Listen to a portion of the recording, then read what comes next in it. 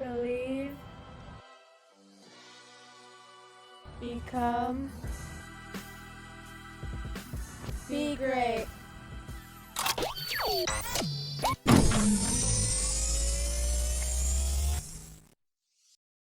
Welcome everybody back to Peeling Back the Greatness. I'm your host Derek DeLeon. Thank you all for tuning in. Every single week we're approaching the end of the season here, so you guys stay tuned for season 3. We got major plans coming for that. Today I have a very special guest. I think this is his first time by himself. I know the last few times we've had multiple people here. So again, you guys know him as Chris Vinte, Mr. Weird House Productions. He does a whole lot out in the industry. This dude's a fucking monster. He's a beast with the music side, the production side. This dude really knows his shit. So Mr. Vinte, Chris, what's up, my brother? How you doing? I'm good, bro. I'm good. I'm a little bit tired from coordinating all the stuff we've been working on, bro. But it's a happy tired. It's a happy tired. It's a good tired. You know what I'm saying? It's a good tired. It's a blessed tired. You know what I'm saying? Like, it's been a roller coaster ride, bro, putting all this stuff together. You feel me? Like, the amount that I've learned, like, coming from the East Coast and then operating on the West Coast, like, it's completely different. You know what I'm saying? The pace is different. The opportunities are different. The mindsets are different. Right. The workspaces are completely different. It's just that altitude, man. It's the altitude is what it is. Yeah, bro. It's something going on. I don't know if it's the air or the water, bro, but it's something. You know what I'm saying? But it's been an awesome opportunity both to do business and to learn, to network, to meet people, to interact with the artists, to fucking just everything, bro. Yeah. No, I commend you, man, for everything that you do out in the field because, like I said, I mean, you do a whole lot of shit. I mean, both you and I, we're working on a lot of shit. I mean, we have a big group, not a great collective team, a great team. Great group of individuals, and there's a lot of major things that we're working on. One of the things that I do want to say is, bro, this fucking industry is crazy. I know people hear about it all the time. They've heard about it, but man, it's wild out here, bro. Crazy is an understatement, my guy. Crazy is like the fact that you want to make this a thing in the first place, and then you have the delusions, you have the egos, you have the workhorses, you have the slackers, you have the just everything in between, bro. It's like I wish people had a better understanding of order of operations, a better understanding of the importance of communication, and just a better understanding of like how to utilize the people in your network. You know what I mean? Like the networking opportunities out here have been amazing. You know what I'm saying? I just wish that there was a little bit more urgency, I guess I would say. Yeah. Everybody out here is super relaxed, which I get it. You know what I mean? We out here in the sun with the weed and the women and just, next to Cali and Texas. But, bro, like as far as an industry goes, we gotta step up the workload, bro. And we got to step up how we take things seriously. Because, I mean, we could be so much further. Like, I really feel like the Denver scene, the Colorado music scene could be so much further. The film scene could be so much further. I just feel like there needs to be more of a grounded investment. You know what I mean? Like, I really wish the city of Denver would take a microscope to what's actually in its city and be able to see all of the unrecognized talent, the undiscovered skills that are out here. You know what I'm saying? Like, so I'm relishing the opportunity to go meet these people and offer opportunities and try to create new things and, you know what I mean, bring things to the surface, because that's really what it's all about. Elevating the culture, helping people progress and see their true potential and really rise up to what they can be, bro. Yeah, especially in Denver alone, because like you said, right, there's tons of opportunity. There's tons of different ways to connect with people, to make money. Like everything that people want to do, there's plenty of it to do. Denver as a whole, I mean, obviously, me being born and raised, I've seen how tremendously it's grown. It's it's just a different city now.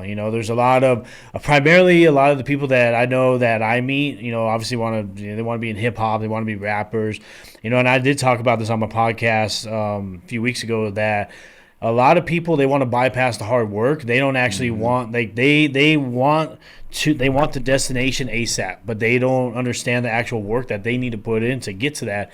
And I do believe that is where Denver is really lacking, because they just immediately try and just jump.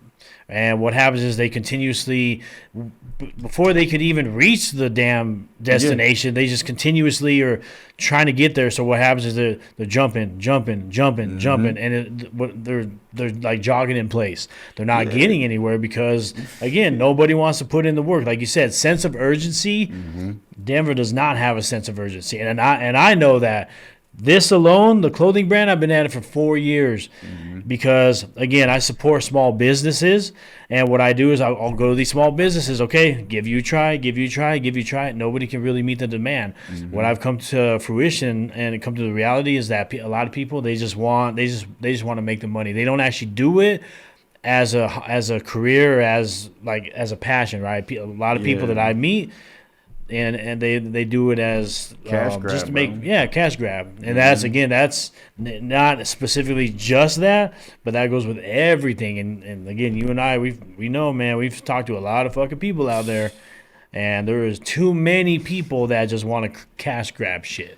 Yeah, and it's like, look, nobody's mad at you because you want to go make some money off of this. We all want to make some money off of this, but it's like the way that you specifically curate and target people. It's like, for example, why is any open mic charging an artist to perform? That is the most backwards, brain dead thing that I have seen in this city. It's called open mic for a reason. Yeah, like, bro, the whole point of it being open is just because it's open to any artist, and it's supposed to be free. Like, this is supposed to be a place where they come and practice their craft and perform for the public. You know what I mean? Just on some having fun type shit. Like, this whole thing of like, oh, well, everything needs to be a profit and I need to make money off of every opportunity. It's like, bro, what happened to like just doing stuff for the culture? Like, what happened because like music is dope, or like you actually like it, or like this is something that you grew up on? Like, what happened to all of that? Does that not matter anymore? Like, you're only in it for the money? Like, bro, if you're only in it for the money, go work at Walmart, go work at McDonald's, go work at a spot that's just gonna give you money for the base necessities. You know what I'm saying? Like,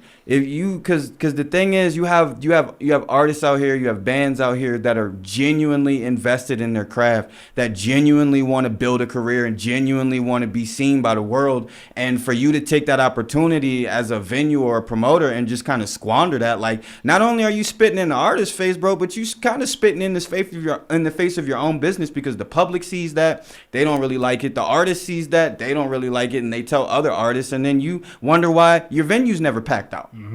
And that's the biggest thing too, you know, is that, yeah, if it's an open mic, why are people charging? What is the point of an open mic, right? You might as well just call it the closed mic sessions or something. I mean, and a lot of what I think too is it comes down to location too, right? So if people have these open mics but they're charging, okay, now it's not so much that, okay, it's an open mic, you're charging, but again, if that's the route people want to go, what's the location like? What's the people like, right? Yeah. I mean, because let's come to reality. Okay, if it's in front of like 10,000 people, 5,000 people, nobody's gonna say shit. But it's the fact that, again, an open mic, like you said, is supposed to be open. It's open to the community. It's doing for the culture, right? It's pushing the artist. Yeah. But if people are charging, why?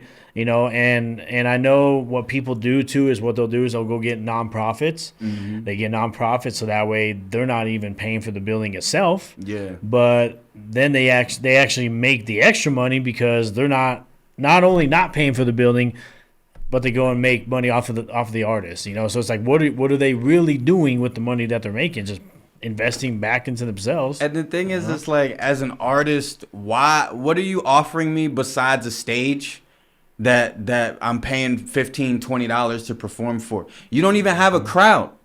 Exactly. You as the venue or the promoter can't even bring out a crowd of more than like 5 to 10 people per night. And it's your venue, your show. Yeah. And you don't even promote your own stuff. And then when you do, it's like you promote it to your circle of friends. It's like, okay, what about the rest of Denver? What about the rest of Colorado? And then y'all wonder why you've never been heard of outside of your city or outside of your social circle.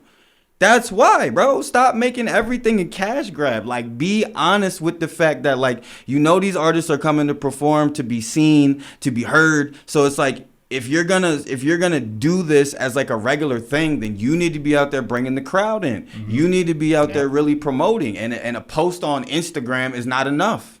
Like, you need to invest some money back into it. The one thing I've seen that irritates me the most is when you have an open mic that wants to take money and reinvest zero back into the people they took the money from. Exactly. It's like, bro, what? Why am I paying you $15 to come on an empty stage and perform in front of 5 people for 2 hours? Like, you know what I mean? Yeah. Like, and ideally, seeing, I think a lot of venues, they do the same shit, right?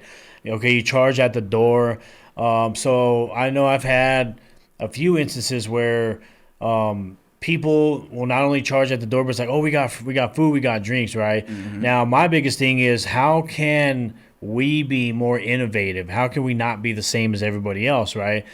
Now, of course, I'm going to just kind of give this out to anybody who's listening. Okay, here's a example.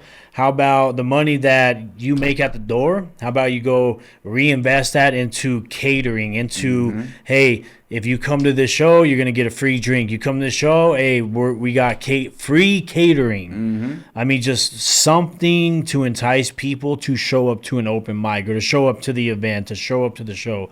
The thing that's irritating, Chris, and again, I've encountered this, where people want me, I'm not even gonna say me. I'm gonna say me and other people want myself and other people to promote a show, but then they didn't even promote it themselves. Exactly. Like, that shit. That shit blows my fucking mind. I'm like, I'm not even the promoter. I'm just helping promote the event. You want me to do your job for you? Like, exactly. That whole mentality of like, yo, you got a platform, so just put all my stuff on your platform and let me use your audience and all your eyes, and I'm gonna just sit back on the couch and just expect to make money because I got so and so with a big following to be a part of my event or whatever. It's like, bro, you don't understand how, like, first of all, disrespectful that is to the person you're asking. Second of all, bad business, because that shows that you're not willing to put in your effort, your side of the work. You know what I mean? And then that's gonna permeate out. So when anybody says, yo, so how did that thing go with you working with so and so? It's like, oh man, they didn't even do anything. I had to do all the work. They expected me to bring all the audience. They expected me to spend all the money and do all of this extra stuff. And it's like, and then you wonder why y'all don't get those opportunities anymore. Exactly. Or why the crowd goes dead. Yeah. You know? Like, yeah, it's fucking crazy, man. Like I said, I don't know, man. I sometimes I really think, like, okay, what really goes through people's heads, right? I mean, because, again, like, you know, if I had a show, and here's the thing, right? If I had a show, for one, I better be the person that's promoting it the most. Yeah. I'm the one throwing the fucking show. Exactly. You know, and then the second thing is, one thing that I've learned, and I actually want to get your take on this. So one thing that I've learned is that you don't necessarily want to cram something down people's throats. Now, what I've learned is that it really comes down to what the flyer looks like and how much is actually said in the actual text, right? And again, this may just be me. The one thing I don't want to do is I don't want to go through and read a long ass message when the flyer's right there, because for one, you're not only are you losing the person, but the flyer, if it has the date, it has the time, and it has the address, those are the three biggest things, right? Yeah. I mean, obviously, tickets, okay, cool. Is that on there somewhere? But those are the three biggest things. So if I'm seeing that directly, that's all that really matters. But man, I've seen people that they fucking just blow the shit up, and I'm like, this is not good. Because that's kind of the other thing that I've noticed of, like, you have promoters that don't actually know how to promote or what promotion even really entails. You know what I mean? Like, The fact that 99% of all the promotion I've seen has been done through either TikTok or Instagram. And when I go outside, I see nothing outside of maybe like the Black Box or Laramie Lounge or Church or the Beacon or like, you know, action venues that have already been established for a long time, understand how the crowd works. It's like, so if you're a smaller person trying to figure this out, it's like, why are you not just watching what actually works? Why are you not putting your money and your effort into the things that you see that the venues who are already established and already have a regular sustainable crowd? It's like, okay, what are they doing that I'm not doing? How are they promoting that I'm not promoting? How are they building a fan base in a way? Like, who are they networking with that I'm not? Right. Like, the fact that you don't put the thought into that already, like, you're setting yourself up for failure. Yes. You're just, even if you have some local successes and some local victories, the moment you try to step out of local, you're gonna destroy yourself because you haven't prepared yourself for the reality of what it's gonna take to move on those bigger stages. Because what people gotta realize is, bro, it's cool if you start to get some traction, but the more traction you get, the more that is expected of you.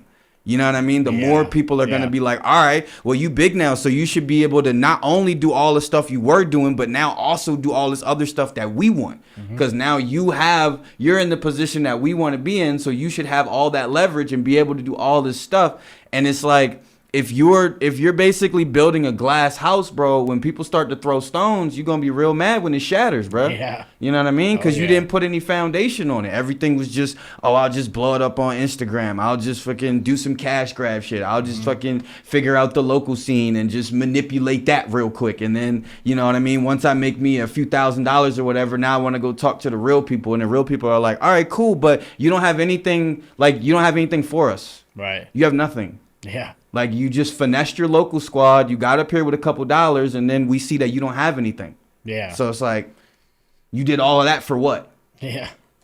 Put all that in just to get nothing back, really. I mean, exactly. And you know, I do want to throw this out there, right? I think people should use the McDonald's theory, right? So think about the McDonald's app, right? You go on the fucking app. Oh, Rockies won today. Oh, you get a free burger. Oh, you get, you know, I mean, almost everything, anything on McDonald's, I feel like on the app anyway, is almost free. You know, it's easy to rack up the points. It's easy to get the buy one, get one free. It's easy, like, think about how much they actually give back, you know, to entice. Because McDonald's itself, I mean, it's just a real estate company that sells fucking burgers, you know. But, like, the app itself, you know, that is like my suggestion of how, especially people that own a venue, right? Like I said, and you and I, we've witnessed this, right? People that own the venue, that it's like they don't want to reinvest, or the people that are like, oh man, I need to make this much money back, I'm gonna lose money, but so their focus is, I got to make the money back, but it's not. If they went in with the mindset of, you know what, okay, I'm gonna throw in this much, here's how I'm going to. If I need to reinvest, I need to reinvest, right? Because at least if you reinvest, you already know that you're sacrificing the money, instead of come to the consensus of, oh, well, I failed at this because I didn't make my money back, right? So it's just a complete 360 mindset right there. You know? Here's what people don't understand about return on investment, right? It's like, you get your return on investment not because you threw a show and you made a couple of dollars or whatever. It's because you provided the audience an experience. And that's something they're going to want to come back and spend money on. See, the reason y'all are trying to charge $10 to $15 for artists to come perform is because you know you don't have an experience to offer. You know this. So you know the only way that you're going to make any type of money is if you charge them up front or at the door. You don't have the setup to be able to say, you know what, there's no cover charge, or the tickets are very low price. You just come in, enjoy the thing. If we already know you're going to buy drinks and food, we already know you're going to shop with the vendors. So we know money is going to be spent in the building. Right. So we don't have to worry about trying to tax you and hit you in the head with the ticket prices in the door and all this extra, because we know we're going to get you on the inside, because we provided an experience that you want to be a part of and you want to come back to.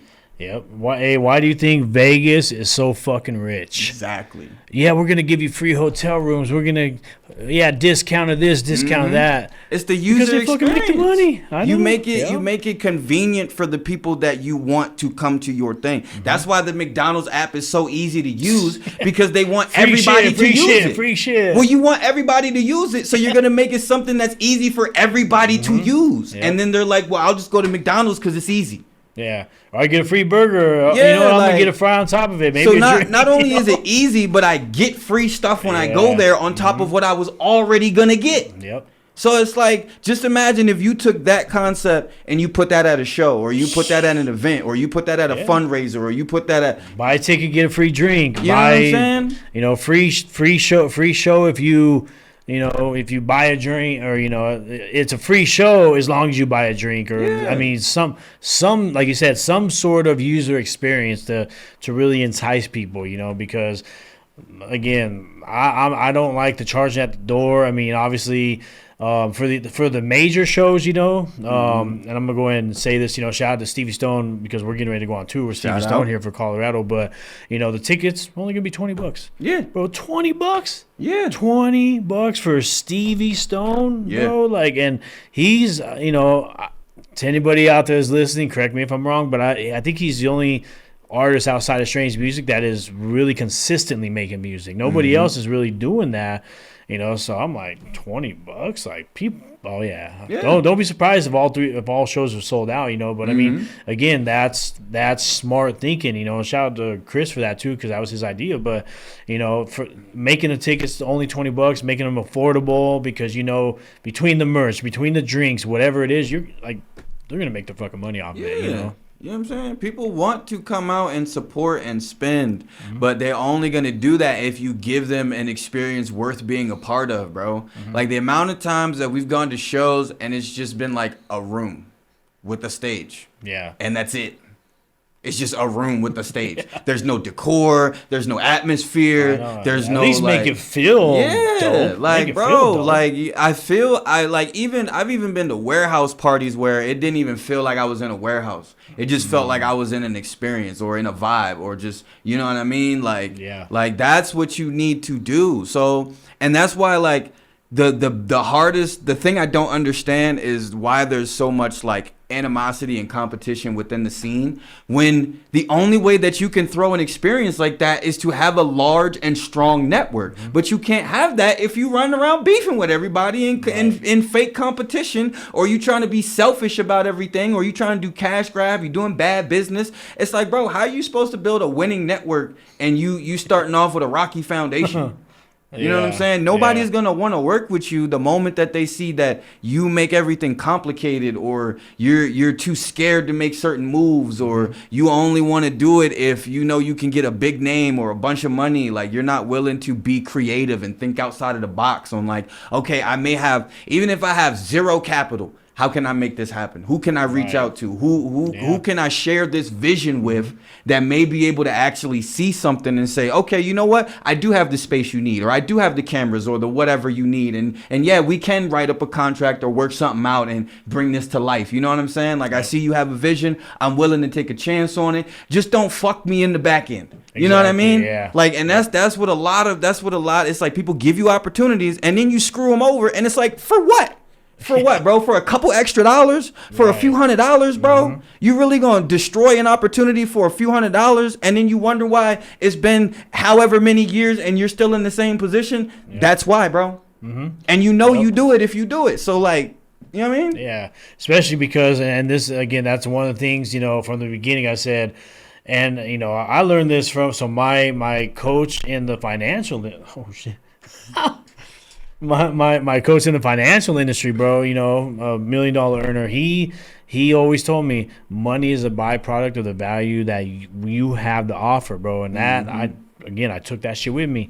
So I told myself, as soon as I graduated, I'm like, I'm not focused on the money, because once you really start to understand, like, no, the fucking money's out there. Yeah. Again, you just gotta know how to get it, which we're learning. We're learning that shit, and And the thing, this is one thing I wanna very clarify about people's understanding of money. People think that you're successful once you start making money. Money is just a sign that you're succeeding. Mm-hmm. That's all money is. It's just a sign that what you're doing is working. Right. Yeah. It means you need to keep going. Mm-hmm. You know what I mean? Like, the fact that you're making money off of something is a sign that it is working. It doesn't mean that you're done. It doesn't mean that you're now at the top and you're the best or whatever. It just means that you're doing it correctly. So keep going. Mm-hmm. And try to expand it, try to grow it. Like, I think people start to make money and they're like, "Oh, I'm good. Yeah, I'm done. I was just gonna say good. that they feel like they're done. It's over. They're good. Yeah, pack it up. I'm comfortable. I'm comfortable. I'm it's good. Like, nah, bro. This is just showing you that you've taken the right step one. Yes. Like, you know what I mean? You're on step one. You're not, just because you can go cash out at the bank, that don't mean you hit the finish line, bro. Yep. Like, because you gotta, like, a lot of people. And I think it's the kind of bubble that people live in that get them a little warped, because it's like, yeah, you might be popping in your city. You might even be popping in your state. You might even be popping in your country. But look at the world, bro. Yeah. You know what I mean? The more that you zoom out, the more you realize how much more work you have to do. Mm-hmm. You know what I mean? And it's like, if I go, everybody's heard this before, if I go sell this hat for $30, okay, I'm going to go buy 2 more hats. Mm-hmm. Sell those hats for $30. Mm-hmm. I'm going to go buy 4 more hats, and so on, you know. And so I think a lot of people, too, they're scared. They're scared to fucking, like, for one, I know I've fucking been here. We don't like denial. Mm-hmm. We hate the word no. Yes. No. Yes. No. Like, and if somebody tells us, nah, that's not a good idea. Nah, why are you selling that? That fucking hits us. Yeah. You know. Yeah. Now, obviously, like, I'm well past those fucking days. I know you are too. But man, don't be scared of rejection. It's just the word no. No, I don't like that. I don't like. Okay, cool. You don't like it. Okay, cool. Well, this guy might. Yeah. This salesman might like it. Yeah. This guy, this millionaire might like it. I mean, people are scared of rejection, man. It's just. If people could move past that, everybody would be in good hands. And I feel like there's really only 2 perspectives that you should take from the word no. There's really only 2, and both positive. You can either say no means that someone else will be interested, or no means that the market is telling you what it wants. So if you want to serve the market and what you're bringing, they're telling you, no, I don't want this, I want that. I don't like this part, I like that part. Mm-hmm. Then just make the corrections and give them what they want. Right. They just told you they just told you what they're willing to spend money on. So give them what they want to spend money on. Like, I notice so many people, they get so caught up on their brainchilds or whatever they created. And they're like, nah, but this has to be it because I created it like this and I was thinking of it like that. So they have to understand. It's like, bro, you can't make somebody want what you have. No. You can't make me want to buy what you have. Mm-hmm. All you could do is provide something that you think fills a need. And if it fits what I want to use it for, I'll come buy it from you. Yeah. I'll come do business with you, bro. But you cannot shove something down my throat and make me want it. Yeah. You know what I mean? You got to either cater to your audience or understand who your audience is. Yeah. You know what I mean? Whether that's business, whether that's music, whether that's film, any industry. You need to pay attention to who are you trying to serve and what do they actually want. Yeah. You know what I mean? And then compare that to what you're offering. Yeah. Don't try to sell me a fork that is in soup when it belongs in pasta. Exactly. You know? Exactly. I can't eat my soup with a fork, bro. This shit don't work. Yeah. You know what I mean? The slits, the liquid goes right through. Like, I'm never going to do business with you if you're selling me forks for soup. Yeah. You know what I'm saying? Why would I come to your store? You don't have what I need. I swear you can lick it right off. You won't know the difference between the spoon. It's like you would think that's common sense. Exactly. You would think that's like, okay, if I don't have what they want, they're not gonna come buy from my store. But people still be trying to sell you the bullshit. Right. And it's like, bro, I know it's bullshit. I've come to your store. I've told you that I know it's bullshit, and you're still trying to sell it to me. Right. I've told you I don't want what you have. I told you I'm not interested. I told you it doesn't serve me, and you're still like, but see, what you need to do is you need to adjust your life to the product. And it's like, why the fuck would I do that?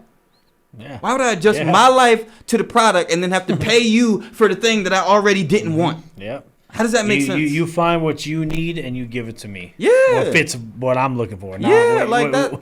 And that's really what it means to understand someone's vision. It's like someone comes to you and they're like, yo, I need a spoon that has like extra walls on the edges so my soup doesn't spill off when I'm trying to scoop it up. And you're like, all right, bro, cool. So we can this is what we could do. We can either take the spoons that you have and we can add walls to those and improve what you have, or we could come up with a product to custom. But you see how I'm meeting that person at their need instead of me just trying to pitch them some shit that I already have because I couldn't move it. You know what I mean? It's like, nah, bro, or we still trying to pitch you the fork. Well, we could cover up the bottom of the fork so that way bro, just sell me the fucking spoon. Sell me the spoon. Why are you trying to mask this shit, bro? You want to give me a renovated fork when you could have just gave me the spoon?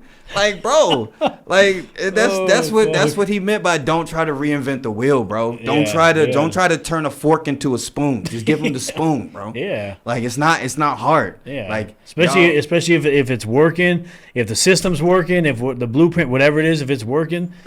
Why and again, I've come across these types of people, right? Of course, I'm not gonna like name drop, but they know who they are. Somebody asked for my help with a clothing line, right? Mm-hmm. So I'm going out of my way, helping them, doing all this shit. Okay, have you got the press? No, haven't got the press. Okay, 2 months later, have you gotten your press? No, haven't gotten the press. But yeah, they're over here buying shoes, buying all this shit. Mm-hmm. I'm like, bro, the press costs $150. It's gonna fucking make you a fortune. You can't. You're fucking buying shoes, and so again, all of this shit, bro, is like. It's a fucking mess. You know, do not go to somebody that you know is doing what needs to be done, and that you can actually take notes from and you can actually learn from. You take that and you try and do it yourself. Don't fucking do that. For one, that's a waste of fucking time. And second of all, again, if it's working for that person, like if it's working for us and we go help somebody and they try and do it their way. Okay, now you just wasted our fucking time. Yeah, would you call me for in the first place if you was just going to do it your way? Exactly. You know what I mean? Yep. It's like, and then they'll ask you for help, and then they'll fight the help that you try to provide. Yep. And it's like, well, if you didn't want to take my advice, if you didn't want to take my suggestions, if you didn't want me to course correct or help you, then why am I here? Right. You know what I'm saying? Mm-hmm. Or it's like if I'm doing something and you've been bugging me for months about, yo, I want to be a part, and I finally let you be a part, and then you don't actually put in any effort to the thing that you wanted to be a part of. It's like, well, what was it that you were trying to be a part of? Just the ending paycheck? Yeah. That's all you wanted to be a part of? It's exactly. like, bro. Everybody wants to be a part of the fun part. Then go work at McDonald's, bro. If all you care about is money, then go get a 9 to 5. Go get a job. Go get a job. Go get a 9 to 5. They will be happy to give you a specific amount of money every 2 weeks. Exactly. You know what I mean? But if you really want to make life-changing money, if you really want to create opportunities that are going to like take you to whatever level you're trying to be on, then you need to get your head out of the clouds. You need to get your dreams out your ass and like actually fucking make it work the way that you see other successful people making it work. If you know that success means you're going to have to sit down and take some time and draw up some contracts and put a team together and get a budget and get some sponsors, then do that. Stop trying to shortcut everything because it's not going to work. It's just not, bro. And the people at the top who you want to get to, they're going to see your shortcutting things and they're going to do what's called gatekeeping. Yep.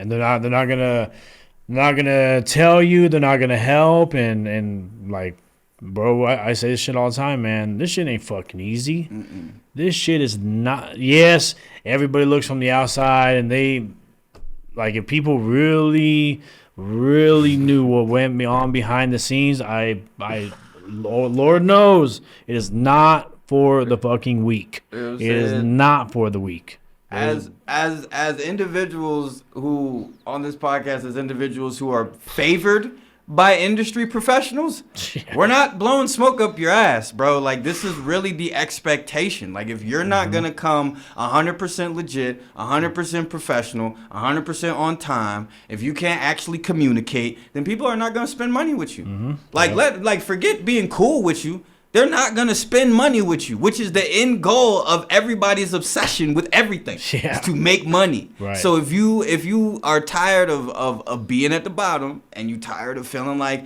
your efforts are wasted and nobody's paying attention, then you need to reevaluate how you're coming at the world, bro. Like, that's just the reality of the situation. Like, people are so scared to admit that what they did was wrong, or they need to go back to the drawing board. No accountability. Yep. It's like, bro, yeah, sometimes it might take you a year to get something off the ground. But guess what? A year later, when it's off the ground and you're happy about it, you're gonna look back and be like, yo, that was the roughest but best and weirdest and craziest year of my life. But I'm glad because now I'm here. Yeah. You know what I'm saying? Well, shit, look at the year we've had, bro. It's like, I don't know, bro. All I know is I can't wait to really sit down with all of us and just tell the story. Bro, beyond tell ups and downs. the fucking story, bro. Like, fucking hills and valleys ain't even is a fucking understatement of the sheer amount of just stuff that we've gone through over these last fucking 8-9 months of just trying to. And not even trying to do anything like stupid crazy, just basic stuff. And it's just like basic shit you see on TV. Yeah. Great. I mean, bro. And the level of coordination and understanding, scheduling, fucking just professionalism that it takes to actually pull that off, or to even be given those opportunities. Because a lot of times you don't even get those opportunities unless someone who was watching from a distance silently saw that you were on your shit, saw that you were professional, saw you were doing good business with other people, and then they reached out and they're like, hey, so I've been watching you from the distance for a little while. I seen you did some business with this person. They're happy. I seen you were over here. These people are happy. You know what? Let's work. Let's talk. Yep. Let's do something. Yep. And I know for a fact that has happened on numerous occasions with all of us that are involved. Oh, trust me. People will really be surprised how many people approach us. Hey, I like what you're doing. I see what you're doing. Let's connect. Let's work. Bro. I mean, it's like busy. I mean, I'm talking about we have 24 hours in the day, and it really like even like this morning I'm running off of like 2 hours of sleep. I mean, like, bro, there's just not. And I know it sounds fucking crazy because people probably like, nah, what? There really does not feel like there's not enough time. There's not enough time in the fucking day. There's not, bro. It really, like, I swear, that's how it really feels that way. If you really have a vision, you really have ambition, you really have a goal, and you're really willing to put in the work, you will always feel like there's not enough time in the day, bro. Like, you will be ready to fall asleep, and you'll still be like, but wait, I need to do this one last thing before my brain shuts down for the night, and I close my eyes. I need to just knock out this one last thing. The amount of times I've fallen asleep writing a fucking contract or editing something, or in the middle of editing a video, and I just pass out, and I wake up the next morning with the video editing screen up. I'm like, oh snap, I was trying to finish that last night. Like, bro, like early morning, late nights is once again an understatement. It is. The days blur together to the point you're like, what day is it? What year is it? Where am I at? Am I still alive? What's going on? Yeah, what the hell's going on? Wait, 3 o'clock in the morning, what's going on? Like, bro. But that's what it takes if you want to be for real. If you want to actually make your thing whatever you want it to be, that's just what it takes. That's just the bottom line, bro.